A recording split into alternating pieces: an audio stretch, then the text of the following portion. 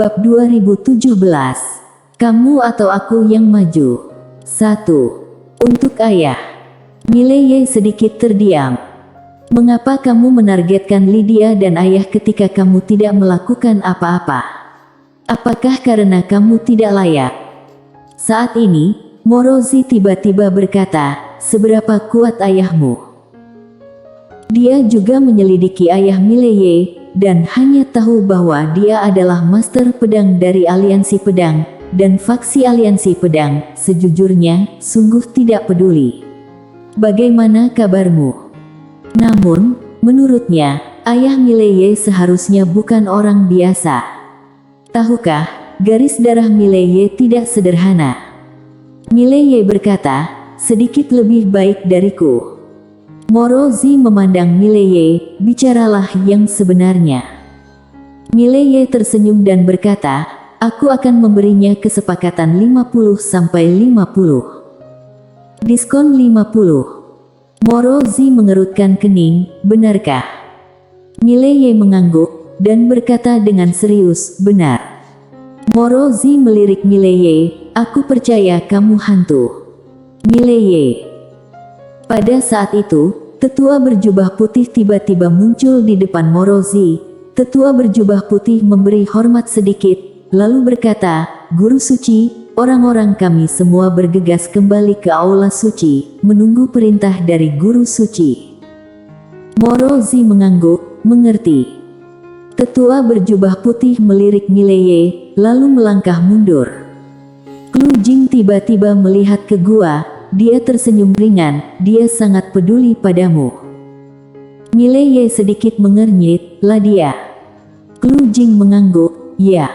Jika bukan karena kamu, dia akan melakukannya padaku. Mileye terdiam sesaat, lalu berkata, konflik di antara kalian.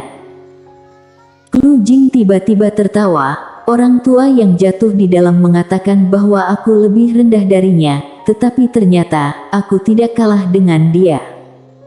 Setelah berbicara, dia berbalik dan pergi. Mileye melirik Klujing, dia bisa merasakan bahwa Klujing masih memiliki banyak kebencian terhadap ayahnya. Mileye menghela nafas dengan suara rendah. Dia tidak mencoba membujuk Klujing, karena dia belum mengalami apa yang dialami Klujing, jadi dia tidak memenuhi syarat untuk membujuk orang lain. Sebelum orang lain menderita, jangan membujuk orang lain untuk menjadi baik. Saat itu, Lydia keluar. Lydia berjalan di depan Mileye, dia melihat sekeliling, lalu berkata dengan lembut, ini bukan tempat yang familiar lagi. Mileye tertawa kecil, ada aku. Lydia memandang Mileye dan tidak berbicara. Mileye tiba-tiba meraih tangan Lydia, ayo pergi. Setelah berbicara, dia menarik Lydia dan berjalan menuju kejauhan. Dan kali ini, Lydia tidak melawan, dan membiarkan Mileye menariknya seperti itu. Mileye menoleh untuk melihat Lydia, dan berkata sambil tersenyum, terima kasih. Lydia sedikit bingung, terima kasih. Mileye berkata, bagiku, kamu tidak memilih untuk bertarung dengan gadis Klujing saat ini. Setelah hening sejenak, Lydia berkata, kamu membutuhkan bantuan dia dan Aula Suci sekarang. Mileye hendak berbicara, ketika Klujing tiba-tiba muncul di depan mereka berdua. Dia melirik tangan yang mereka pegang, dan berkata sambil tersenyum, kalian berdua tidak akan benar mendapat potongan. Mileye tersenyum dan berkata, apa berita Nona Klujing? Klujing mengangguk, aku baru saja mendapat kabar bahwa Tail dan takdir kuno telah tiba di dunia kuno. Mileye sedikit mengernyit, begitu cepat. Klujing mengangguk, seharusnya dengan bantuan Star Territory. Mileye berkata dengan suara yang dalam, kekuatan seperti apa Star Territory ini? Klujing berkata, kekuatan yang suka mempelajari hal-hal yang berantakan, terutama cara ruang dan waktu.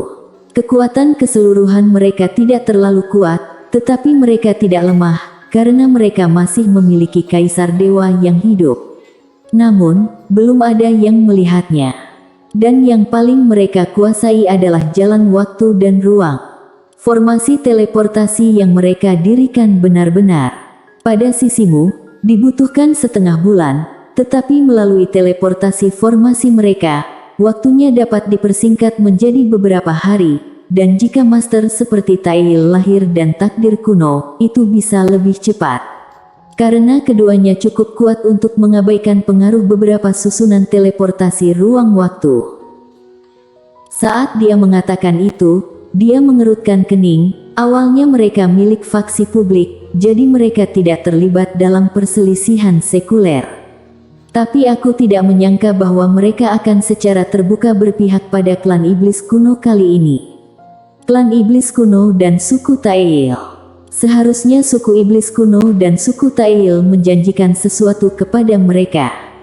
Ladia tiba-tiba berkata, pedang biru gaib. Mendengar hal itu, Klu Jing mengangguk. Hanya pedang biru gaib dan menara kecilmu yang bisa membuat gerbang bintang ini berdiri sejajar. Karena dengan karakter kelompok cowok mereka, aku pasti ingin mempelajari menara kecilmu dan pedang biru gaib. Mileye berkata dengan suara yang dalam, sebelum orang-orangmu mengatakan bahwa gerbang bintang membentuk teknik formasi di wilayah Star Territory, apakah ada berita khusus? Klu Jing menggelengkan kepalanya. Sekarang tempat itu penuh dengan teknik formasi, orang-orang kita tidak bisa masuk sama sekali, jadi tidak mungkin untuk mengetahui teknik formasi apa yang didirikan di sana. Namun, menurutku berspekulasi bahwa itu mungkin ditujukan pada ayahmu, Mileye. Pada saat ini, Ladia tiba-tiba berkata, pergi ke Star Territory. Mileye mengangguk, ayo pergi. Dia sebenarnya ingin melihat bagaimana orang-orang ini menargetkan ayah. Klu Jing tiba-tiba berkata, apakah ini jalan yang harus ditempuh? Mileye menatap Klu Jing, apalagi? Klu Jing berkata dengan suara yang dalam, kamu sepertinya tidak mengkhawatirkan ayahmu sama sekali. Katakan dengan jujur, apakah ayahmu juga sangat kuat? Mileye berkata dengan serius, gadis Klu Jing, aku sudah memberitahumu bahwa ayahku hanya sedikit lebih baik dariku, sungguh. Klu Jing sedikit mengernyit, kalau begitu kamu tidak khawatir tentang dia. Dia adalah ayahmu sendiri. Sekarang ada 3 kekuatan super yang menargetkannya. Apakah kamu tidak takut dia akan dibunuh oleh mereka? Mileye berkedip, lalu berkata, sedikit takut. Klu Jing. Pada saat ini, Mileye tiba-tiba berkata, ayo pergi.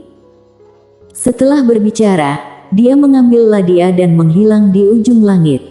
Bersambung.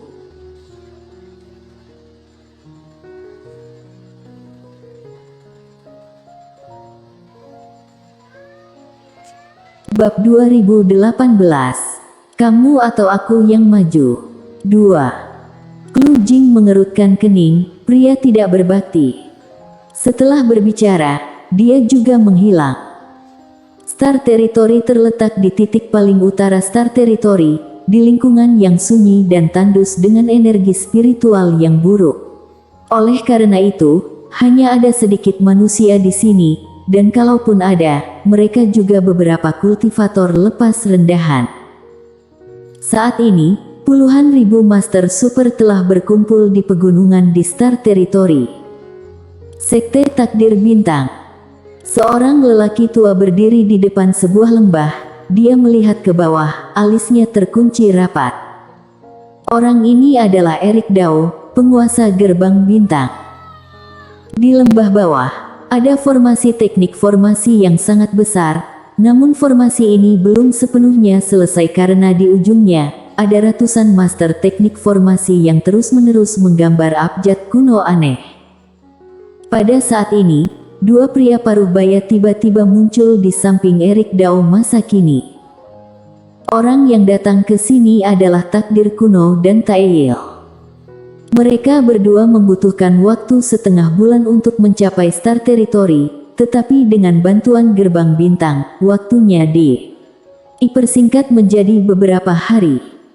Erik Dao tiba-tiba berkata, lalu Mileye telah tiba di Star Territory kuno.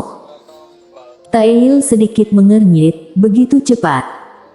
Erik Dao tersenyum dan berkata, tampaknya, seperti yang kamu katakan kepadaku, pedang di tangan orang ini mengandung dao ruang dan waktu, yang benar-benar melampaui ruang dan waktu alam semesta ini. Taeil mengangguk, orang ini dapat melakukan perjalanan langsung ke sini dari jarak yang begitu jauh. Tampaknya cara ruang dan waktu yang terkandung dalam pedang itu jauh di luar dugaan kita. Erik Dao menyipitkan matanya sedikit, kalian berdua, aku tidak peduli dengan kepemilikan pedang ini, tapi tidak peduli siapa yang kamu dapatkan pedang ini, kamu harus mempelajarinya selama 3 bulan. Taeil tertawa dan berkata, tentu saja. Saat dia berbicara, dia menatap takdir kuno. Takdir kuno sedikit tersenyum, tidak masalah. Erik Dao mengangguk, dia melihat teknik formasi di bawah, dan berkata, setelah formasi ini berhasil, ia akan dapat membalikkan ruang dan waktu tempat ini, dan menemukan waktu dan ruang di mana pria berbaju biru itu sekarang. Taeil sedikit mengernyit, kamu tidak hanya membalikkan ruang dan waktu. Erik Dao berkata sambil tersenyum, ya, tidak hanya untuk membalikkan waktu dan ruang tempat ini, tetapi juga untuk menukar ruang dan waktu, yaitu waktu dan ruang tempat ini dan pria berbaju biru hadir ruang dan waktu. Mendengar ini, takdir kuno mengerutkan kening, apakah ini baik-baik saja? Erik Dao berkata sambil tersenyum, kakak takdir kuno, tentu saja itu mungkin. Cara ruang dan waktu ini sangat misterius. Menurut apa yang dikatakan leluhur takdir bintang, jika cara ruang dan waktu ini dipelajari secara ekstrim, tidak hanya dapat membalikkan ruang dan waktu, tetapi juga dapat membalikkan masa depan, yaitu membalikkan ruang dan waktu lampau dan waktu sekarang dan pembalikan ruang dan waktu dan ruang saat ini dan pembalikan ruang dan waktu masa depan. Taeil berkata dengan suara yang dalam, apakah leluhurmu dari gerbang bintang pernah melakukannya? Erik Dao menggelengkan kepalanya, aku bahkan tidak bisa mati. Taeil mengangguk, ini benar-benar tidak mungkin. Erik Dao berkata dengan lembut, alam asli sangat ingin melihat pedang di tangan Tuan Muda Ye. Taeil berkata dengan senyum mentah, bukankah dia sekarang berada di Star Territory kuno? Setelah menyelesaikan ayahnya, akan mudah untuk menghadapinya. Meskipun Mileye dapat melarikan diri dari ruang dan waktu ini, tetapi orang-orang di sekitar Mileye tidak memiliki kemampuan ini. Erik Dao mengangguk sedikit, dan dia melihat ke bawah. Pada saat ini, teknik formasi bintang besar di bawah tiba-tiba bergetar. Takdir kuno bertanya, sudah selesai. Erik Dao mengangguk, mengangkat tangannya ke alam ilusi, dan diam-diam melantunkan beberapa mantra aneh yang tidak diketahui di mulutnya.